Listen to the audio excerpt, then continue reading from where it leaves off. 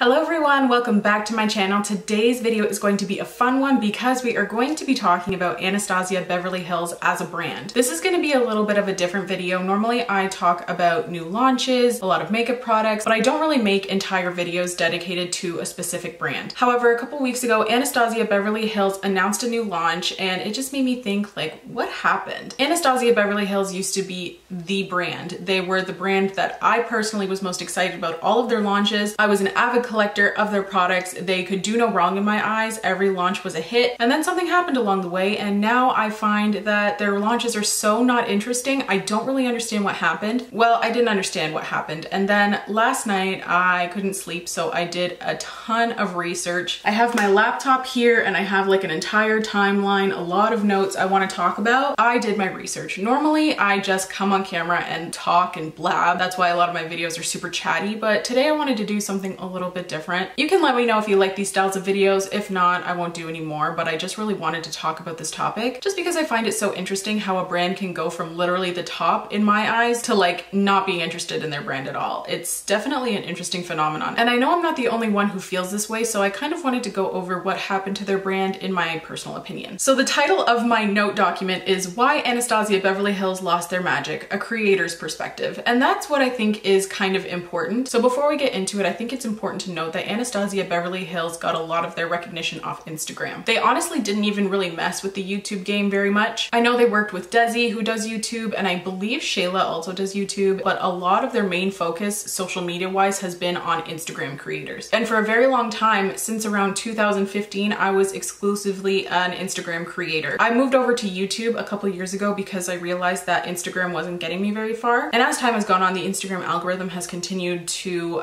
really hurt my page. So now I almost do exclusively YouTube and I love it. I'm so happy I made the jump, but I think it's really important to note that I was almost exclusively on Instagram for a very long time. So since both Anastasia Beverly Hills and I both put the majority of our focus on the Instagram platform, I think I have an interesting perspective as to why things turned out the way they did. So I'm going to scooch over because I think I'll probably have a lot of photos to insert. And without further ado, let's just get into everything. So I am going to go through pretty much an entire timeline of Anastasia Beverly Hills' history because I feel like that's very important to understanding what happened in 2019, which is when I personally feel like they kind of lost their spark. Initially, Anastasia is known for their brow products. I feel like a lot of people know that, but if you don't, that is what they're known for. Anastasia is the CEO of the brand and she is famous for her golden ratio eyebrow shape. She had a lot of celebrities, a lot of models as clients, and in 2000 her brow line launched at Nordstrom. In 2006 to 2007 the line was launched at Sephora and Ulta. This first line initially had brow pomades, brow powders, brow gel, tweezers, scissors, those little brushes with the angle brush on one end and a spoolie on the other. She claims she's the founder of that. I don't know if that's true, but apparently she was the first to do it. So I looked on the Anastasia Beverly Hills page and you can see when people actually joined Instagram. So their account was created on August 20th of 2012. And I was in my last year of high school in 2012 to 2013. And that's when I personally was really exposed to Instagram. That's when I feel like Instagram really started to, you know, gain traction. That's when I joined Instagram just as like a personal account. So around this time is when Instagram began to gain popularity. And around this time, I feel like the Kardashians also began to gain popularity, specifically Kim Kardashian. And I know like that seems super random. Why is Kim Kardashian like mentioned in this? You'll see why in a bit. But Kim Kardashian, I feel like is a very, very important influence on how this brand was shaped. So the entire Kardashian family were actually clients of Anastasia, so they do have that relation there. And for a long time, so for the entire 2000s, Anastasia was just known for their brow products. They were in Sephora and Ulta, but they didn't really expand beyond the brows. Hi friends, Editing Kelsey here. I just wanted to clarify that Anastasia did expand into other products during this time, but they were mostly limited edition launches. Their core range, for the most part, remained brow focused. And if we go back to 2012-2013 makeup trends, Kim Kardashian rocked a very bright under eye. This entire area was very bright and a lot lighter than the rest of her face. She was contoured and highlighted to the gods. And that's when the 2013 and 2014 Kim Kardashian and Mario, oh no, I'm not gonna be able to say his name. I'm gonna try my best. Please don't come for me. I was practicing this all last night. Dedivanovic. Dead Ivanovic, I believe that's what it is. So Kim and Mario began this entire contouring craze. Contouring used to be very much an industry, not secret, but that information wasn't exactly readily available to the public. Not a lot of people knew about it until Kim and Mario came along. So in 2014, the powder contour kit launched. Anastasia Beverly Hills on their website says it was in 2015. However, I have been able to find reviews on the internet that were posted as early as January of 2014. So I'm gonna go with January 2014 as like the approximate time that this contour kit was launched. But regardless of when it was actually launched, Anastasia Beverly Hills was the first to do the contour kit. This was followed by competitors such as the Kat Von D Shade and Light palette, which was approximately February of 2015, the Too Faced Cocoa contour kit, which was also February of 2015. But Anastasia was definitely the first to do this, and this product, according to the Anastasia Beverly Hills website, was sold out in one day. Another thing that I remember that was very popular in 2015, 2016 were the glow kits. Highlighting was very popular because you wanted the Kim Kardashian glow. So these glow kits were a little set of 4 different shades of highlighter to give you a glow. They were a highlighting kit. But again, Anastasia was one of the first to do this in a really good formula as well. So this is where I think that Anastasia Beverly Hills really began to move away from just brows and began becoming trendsetters in the industry. They were the first to do this contour kit, and I really think that's what gave them this trend-setting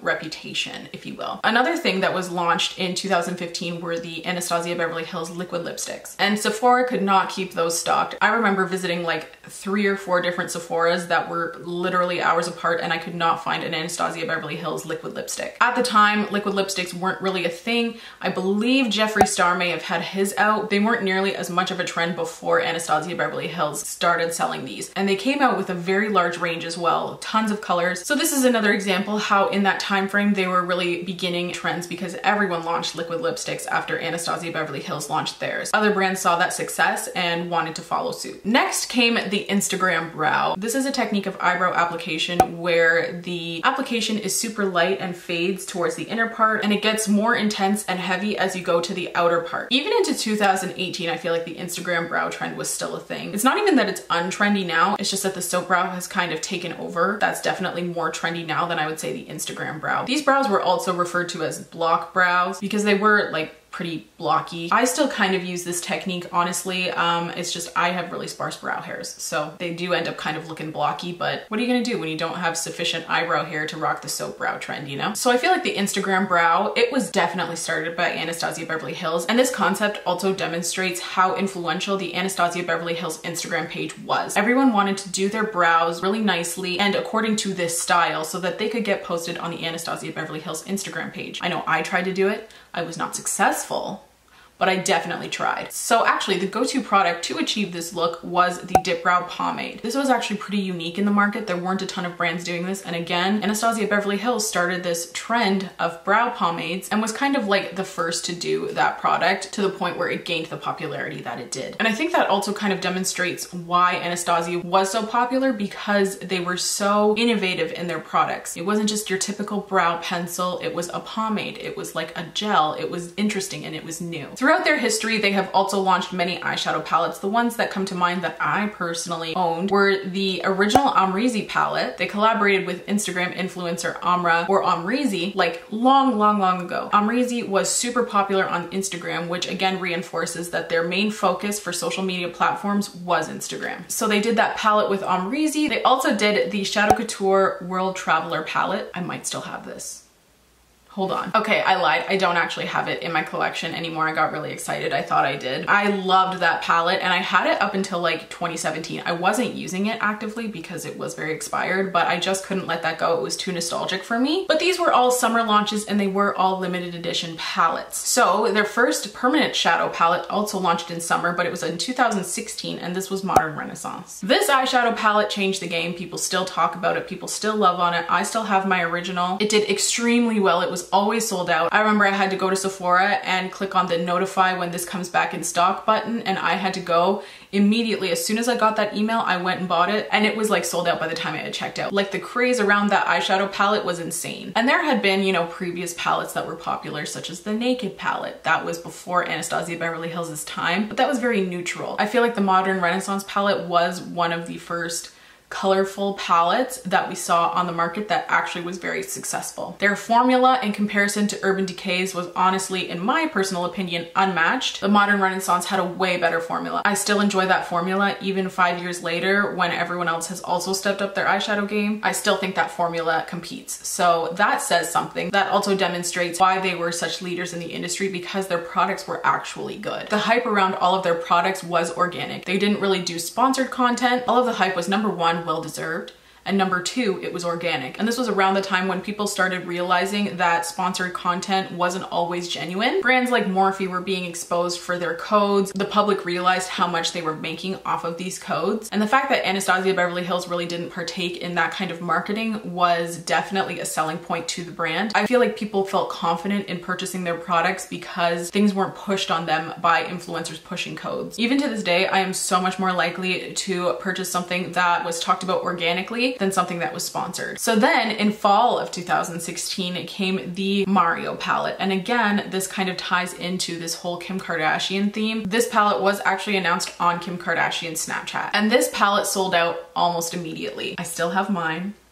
Look how beautiful she is. She's not used much anymore, but you know, this is what it looked like. Very pretty, very neutral, but also a little bit colorful for the time. So the palette was very beautiful. It had a fantastic formula, super soft. This palette went over really well. And I think that because they had so many successful launches, this brand was really developing a lot of good credibility. I know that back in 2015, 2016, 2017 even, I would blindly purchase anything from Anastasia because I trusted so wholeheartedly that the products would be good. So also in 2017, the Nicole Guerrero Glow Kit came out. It was very popular and also all over Instagram. And in summer 2017, the Subculture palette got released. This one didn't do as well and it got many critiques. Honestly, I think that this palette would do better now because pressed pigment formulas are a lot more widely accepted. I think this palette was actually quite ahead of its time. However, the fuss and hype around this palette was still very organic. A lot of people didn't like it, but even people such as myself wanted to try it. I wanted to see if it was really as bad as what everyone was saying, so I bought one and I still have it. So I think the fact that that hype was still organic, even though it was negative press, it was still press. However, this is really the first dud that Anastasia Beverly Hills launched, but I don't think it affected their brand that much. I think their history of good quality products really saved them so that when they did launch one that wasn't as popular, there was still a lot of trust in the brand from makeup consumers. I also read in an interview that in 2017, Anastasia and Claudia, who were both in product development, were the main people running the Anastasia Beverly Hills Instagram page. And I think that that part is really important. They were able to get a lot of feedback directly from comments and DMs regarding their products and regarding future launches and what people wanted to see. And I think that's a really important way that they kept on trend. Anastasia Beverly Hills was the brand on Instagram. And the lovely thing about Instagram is that they were able to interact directly with consumers to see what they were wanting. However, flash forward to today, let me take a look. I know with a fair amount of certainty that two people do not run an Instagram page with 19.8 million followers. I tag them in quite a few of my posts on my stories and stuff, and they always respond to my DMs. So I think to expect that two people who are the CEO and the president of the company to also completely run that Instagram page would be a little far-fetched. So I'm fairly certain that that's not the case now. And I think that lack of interaction with their followers, it's like a game of telephone. There is like an extra person in between the people who are developing the product and the people interacting directly with consumers. But I'll discuss that more later. Back to the timeline. In 2018, the Soft Glam palette was launched and it was very popular. The quality of that palette is very good. The Soft Glam look was very popular and very on trend, so I think that this was a very good product. It was a very trendy palette launch. I personally thought it was a little bit boring when it launched, but I still bought it because I was an avid collector of Anastasia palettes. Also in 2018 was the Amreezy Highlighter. It was insanely popular. It was a very good product, so I heard. I didn't personally buy one because it looked like it was a little too dark for me, but Amreezy was also a trendsetter and she's also a very big person on Instagram, and to collaborate with someone so huge yet again, people just went wild for this product. And again, it was a really big boost to the brand. And while all of these things were being released, the Anastasia Beverly Hills PR list was a huge deal for Instagram influencers. Everyone wanted to get Anastasia Beverly Hills' attention in a form of DM for PR, so you can be the first to, you know, create looks with it, or in a repost because it would lead to more followers on Instagram. That's how I got a huge part of my followers. I was reposted on Tarte Cosmetics and I was also reposted a lot on Kylie Cosmetics. I'm trying to think, there were were definitely other brands as well. Wake Up and Makeup was a huge page to be reposted on. Honestly, now reposts don't get you nearly as far as what they used to in the old Instagram algorithm. I would gain probably like 500 followers from just one repost from a bigger brand. So getting reposted on a brand's main feed was absolutely huge, and a lot of people were trying to get Anastasia's attention because they were the top Instagram page at the time. And what that did, in my opinion, was kind of create this I need to get it first kind of mentality. So if a product launched from Anastasia, I would go out and buy it right away so that I would use it in an Instagram post immediately and try to get Anastasia's attention so they would promote that on their page. So what that did was get a lot of Instagram creators to, number one, purchase their product, and number two, create free content with their products and promote it on their pages in an attempt to get recognition. So this was absolutely genius because not only were people buying the product to put on their pages, they were giving out free promotion, which created this hype and almost exclusivity to Anastasia Beverly Hills products in the Instagram influencer community. It also kind of created this collector's mentality in the cosmetic industry, specifically with Instagram influencers, probably YouTube as well. But again, Anastasia was so heavily focused on Instagram that that's where I saw that happen most. I bought every single Anastasia palette launch, pretty much everything I would purchase. Blindly too, I wouldn't even wait for reviews. Again, because I was trying to get their attention for future opportunities and for a lot of exposure. And because once I had so many, I felt like I needed to collect them all. It was like Pokemon to me. And that, my friends, is when 2019 happened. And that is when Anastasia Beverly Hills really started to go downhill. In my humble opinion, that's when everything started happening that was kind of negative for their brand. So at the time, the makeup industry was booming due to Instagram and YouTube. And at the time, affordable brands like ColourPop had entered the market. ColourPop was founded in 2016 and launched their Super Shock shadows, which immediately got them a lot of recognition because it was a unique product. And after a couple years, so around 2019, ColourPop started launching new collections constantly, back to back to back. And this wasn't the most well received, but it wasn't terribly detrimental to their brand. They were able to launch collections so quickly due to selling online exclusively, so they didn't have any physical stores, and in-house product development, so they weren't required to outsource. They could create everything in-house, which allowed them to do things really quickly. And I think personally that Anastasia Beverly Hills wanted to keep up with the fast pace of the cosmetic industry that had developed. So I think that's what they were attempting to do in 2019. But the big difference between a brand like ColourPop and a brand like Anastasia is that ColourPop is decently priced. The word affordable is relative, but it's definitely more affordable and more inexpensive than Anastasia products. That's why I think a big brand that is more luxury, that launches an eyeshadow palette at the price point of $55, will have a harder time moving product than ColourPop when their palettes are like $12. In 2019, Anastasia Beverly Hills had an immense amount of launches. Last night I watched Lauren May Beauty's video on this topic. I'll link it down below, but that's where I got this portion of information. So in February of 2019, the Daytime and Sunset collections, they were little eyeshadow quads. I think they had matching liquid lipsticks. These were launched, and you could also buy it as a PR set, which I thought was a very interesting move on their end. They were attempting to profit off of the exclusivity of their PR list, which I find was an interesting move. It was a good move on their part, but it also shows how they started to feed in and use the PR list as a marketing stunt. Also in February, the Dipbrow Gel launched. I personally didn't like this product. That being said, it was innovative, but I didn't hear a ton of people that actually loved this product either. I'm sure there are people that love it, but everyone that I've watched didn't love it. But still, that was a big launch for them in February. Also in February, this is all in one launch, we have the Riviera palette. In the beginning of 2019, I was still very much in that collector's mentality, so I walked to Sephora the day of launch, went up to the Sephora counter and asked for a palette. It wasn't even on display yet. But again, that was still the mindset that I was in, that I had to create before everyone else got their palettes so that I would have a higher chance of being recognized by Anastasia Beverly Hills on Instagram. So I think that's very interesting to note that I was still in that mindset when the Riviera palette launched. Also in February, you had their loose highlighters launch. You could buy each separately or you could buy them in a set of 3. And their final launch for February was the Dewey set, which is their Dewey setting spray. And these were just when these products were announced. I believe they launched in March. And then in April, they launched their shimmering body oil as well as their loose pigments. Those weren't as hyped up products in my personal opinion. Everyone was still kind of on the eyeshadow palette train for that. And boy, did Anastasia deliver after April. So in May, the Anastasia Beverly Hills and Alyssa Edwards palette launched or was announced. This is where I personally lost interest. I had just bought the Riviera palette in early March, and just over a month later, the Alyssa Edwards palette was announced. Now, I was a student at this time. I was in my last year of university, and that just wasn't something that I could justify. So I passed on this one and told myself that I was going to get it at a later date, which honestly was unheard of for me. Usually, if I was low on money, I would just skip out on groceries to buy the new Anastasia palette because I was determined to get recognized by them. This is not a healthy mentality to have as a consumer, to be so desperate to get recognized by one brand in particular. But that's just how Anastasia marketed themselves. If you were recognized by them or if you worked with them, you were cool. And I feel like they really fed into that. They were only posting a certain type of look. They were only posting like white women with dark hair and the dark brows, not exclusively, but for the most part, it was a very specific look that they were posting, and I just didn't fit that bill. So I just think it was really interesting how they were posting the same type of person and the same person over and over again when there were so many that were just dying for some recognition. And it's super unhealthy, like I'll totally admit that. And I'm really happy that I got out of that mentality and kind of recognized the marketing manipulation that was happening there. Anyway, that was just kind of a little tangent, but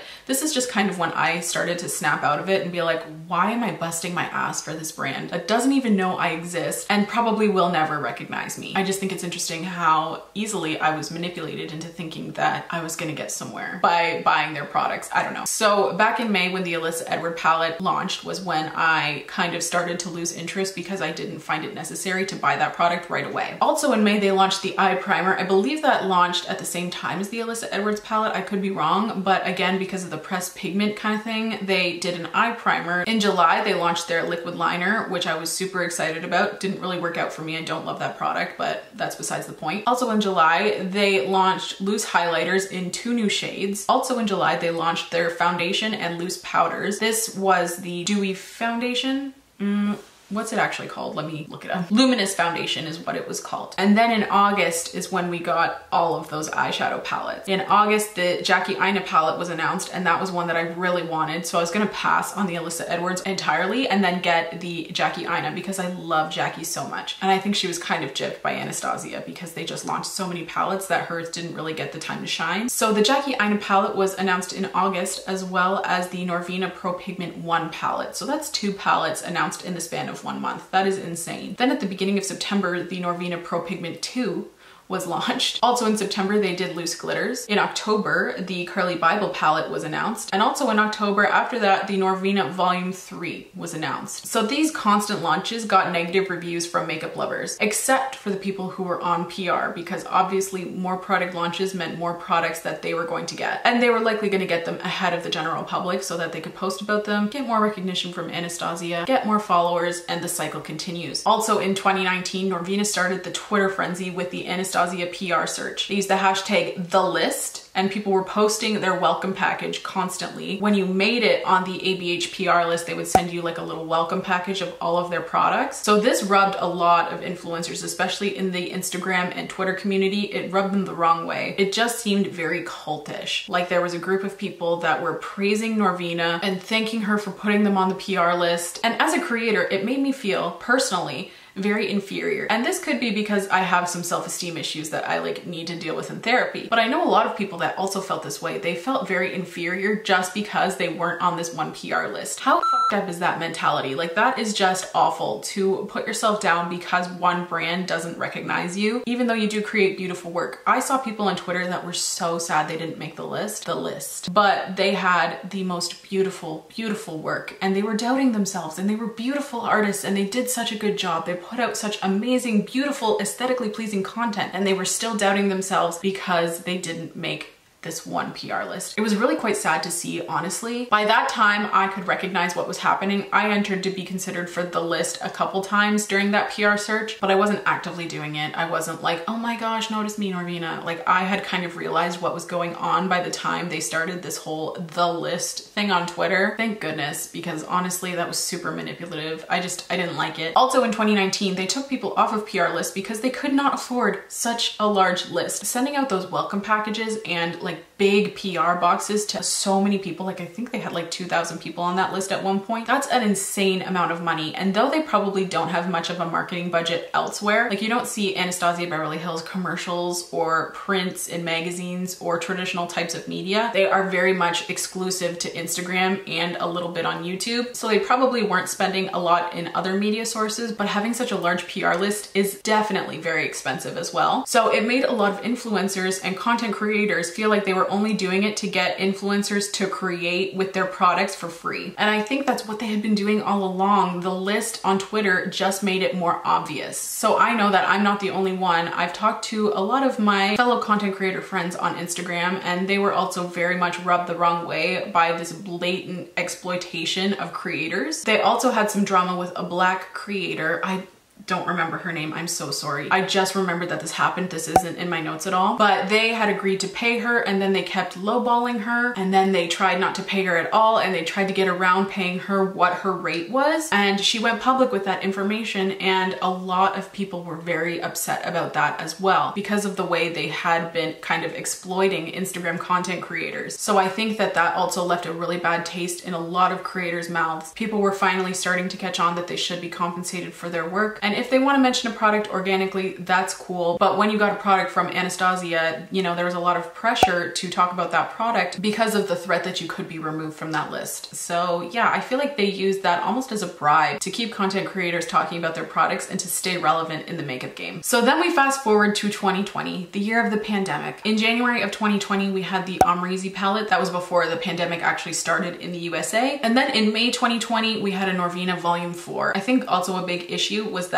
Anastasia Beverly Hills was not transparent in stating that Norvina was going to be a separate subset of the brand. Like, she was going to have her own end cap at Sephora. She was going to be the face of this new brand. And since that wasn't effectively communicated, I feel like people wanted to run out and get these new palettes because they thought that they were limited edition, when that wasn't the case. They were going to be permanent products in this new line. So I think that lack of transparency, again, also rubbed consumers and content creators alike in the wrong way. I feel like I'm saying that expression a lot, but I can't really think of another way to put it. And then in October 2020, you had some holiday launches as well as the Soft Glam Mini, which was kind of trendy because it was a smaller, concise color story. But for those with the Anastasia collector mentality, we already had the Soft Glam full size, which was the exact same shades. I feel like if they were going to do a Soft Glam Mini, they should have done new shades that definitely had the Soft Glam vibe, but were still different enough so that old-time consumers of Anastasia would still be interested in purchasing this. That's just a personal opinion. Who knows if something like that actually would have done better than what it did. But yeah, after 2019, with all those crazy launches, Anastasia Beverly Hills went quiet for a little bit. They only had 3 major launches in 2020, and I think that was just because they got such negative feedback from the constant launches. So they went a little quiet for 2020, and honestly, I thought they were going to come back with a bang. Spoiler alert, they didn't. In 2021, the first launch they had was the Brow Freeze. They kind of launched a little collection with it, and it came with a clear gloss, a clear sparkly gloss, and a whitish highlight. I literally have in my notes, clear glosses and white highlight, no one cares.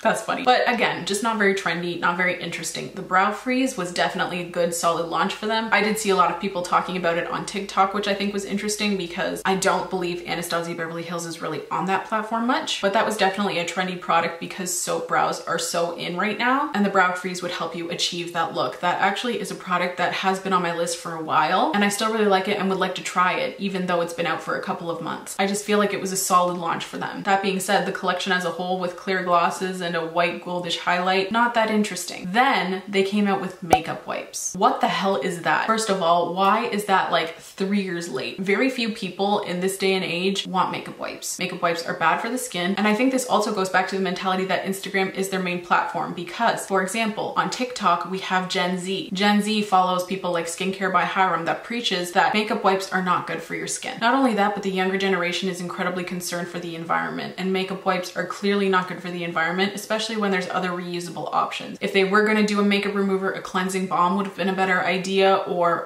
some sort of face halo makeup eraser kind of vibe if they were set on doing a makeup remover. I just think that number one, it was kind of like a venture into skincare that wasn't really necessary. And not only was it not on trend, but it was very anti-trend. Like, who's using makeup wipes anymore in this young generation? I don't know any beauty lover who still uses makeup wipes. It's normally people who like aren't so into beauty because they're fast and easy. And I'm not judging you if you use makeup wipes, like go off. But I know if people are really into skincare and makeup, they're most likely not using makeup wipes anymore. So not only was this not on trend, not even following a trend, this is like the opposite direction of following a trend. They're running the other way. So I think this was definitely like they were falling off, and then the makeup wipe launch really confirmed it. It really hit the nail in the coffin. Is that the saying? I don't know. But yeah, it really confirmed that Anastasia Beverly Hills does not know what they're doing anymore. And then finally, this is the launch that kind of sparked the idea for this video. They created face palettes that have 3 shades. First of all, face palettes, not the trendiest item that they could be doing, honestly. But I feel like if they were going to do it, there would be ways to make it trendy. What I want to know is what they were planning on doing to make this unique and follow a trend, because you could make face palettes follow a trend. Maybe if they were cream face palettes. Creams are super in right now, or ones with a huge shade range that was super inclusive, like Fenty Beauty style. But they came out with face palettes that had 3 shades. The lightest one looks nowhere near light enough for a skin tone like mine. The darkest shade doesn't look nearly as dark. I would have wanted to see like 6 or 7, even 8 shades would have been amazing, because they could have catered to different undertones. You know, a warm peachy blush isn't gonna look amazing on everyone. Same thing with a cool toned blush. Well, warm peachy blush looks, you know, pretty good on everybody. But light pink blush might not look good on everybody. Everyone has personal preferences. For me personally, I love a cooler toned lighter pink blush on me. But obviously that's not gonna look good on everyone, and that's not gonna be everyone's preference. So I think if they really wanted to push this face palette idea, they really should have done something that would have made it like a unique standout product. And that's where we are now. They're currently launching the face products. I don't know when they actually launch. I didn't even look it up because I'm like so not interested. But that's where we are now. That was their 3rd launch of 2021, and honestly, I'm not impressed. Not even close. So finally, in my notes, I have the question, can they redeem themselves? I think yes. I think they have had such a solid reputation for so long that a year or 2 slip up isn't gonna break the brand. I know a lot of people aren't purchasing from them right now because they have been a little bit problematic, but I definitely think that they could have a comeback. I think what they could do, number 1, following trends, get onto other social media platforms instead of just on Instagram, see what people are talking about, see what people are doing on TikTok, see what people are doing on YouTube. There are tons of commentary channels that have great ideas. Number 2, do formulas very well. They already do this, but for example, a line of cream bronzers, blushes, or highlights, that would be amazing with a really great skin tone range, because for example, you have something like Fenty Beauty, their Sunstar or bronzer has a fantastic shade range, but not everyone likes their formula. I am one of those people. I am in the market for an extensive shade range bronzer, and one of the only brands that has done it that's easily available at Sephora is Fenty. Even though they're following a trend and not necessarily creating the trend anymore, if they did a line of powder bronzers with amazing undertones, I would definitely be interested in purchasing something like that. Cream blushes, they could do amazing cream blushes. They did blush trios when those were popular, and they kind of started the whole blush trio that's hard to say. They kind of started the whole blush trio trend. Cream blush palettes maybe? Amazing. Cream eyeshadows, shadow toppers, skin tints, eye brighteners. These are all things that I have written down. Luminous concealers to match their foundation launch would also be amazing to see. I just think that they're trying so hard to be trendsetters in a way that it's actually becoming detrimental to their brand. All of these brands are going this direction, and then Anastasia is over here just kind of like do do do do do. All of these brands are going this way for a reason, because it's what consumers want to see. And I think that a lot of people now are just really over the PR list thing. So it's not as big of a deal anymore to get on these PR lists, because there are so many other brands that are doing that as well. Not only that, but as the Instagram algorithm has changed, it's not as easy to gain followers from a simple repost. So there's not that drive for creators to create with Anastasia products anymore, because even if they do get reposted, there's not that incentive of a huge follower gain anymore. Like as I discussed earlier, I completely left the Instagram platform. Well, not completely, like I'm still on Instagram, but I don't create for there nearly as often. And I just think Anastasia has kind of, I think they've almost refused to change with the times. And I think that's been a little bit detrimental, because their old marketing tactics are no longer working. People don't trust Instagram influencers as much. They more turn to YouTube, to smaller creators for actual organic reviews instead of someone that was sent the product for free. Not that there's a problem with PR. I know there are a lot of creators that can and do create honest content even if they were sent a product. And that's why I think that Anastasia Beverly Hills is no longer thriving. Those are all of the notes I had written down. And yeah, those are my opinions from an Instagram content creator. This is just what I've observed and what I feel personally from being involved in this community. And yeah, I think that's it from me today. I would really be interested in hearing your opinions. If you have any strong opinions about this, about anything I said in this video, please leave it in the comments down below. I would love to hear it. I hope you guys like this different style video. It's probably gonna be a bit long. I've been talking for like 2 hours now. Hopefully I can cut some of it down. But yeah, that is it for me today. Thank you so much for tuning in, and thank you so much for watching if you've made it this far. Please don't forget to subscribe if you want to. If you don't, that's okay. I just really appreciate you being here. It helps out my channel so very much by you watching, so thank you. you. Please leave any video requests you may have in the comments down below, and I will see you in my next video. Bye guys!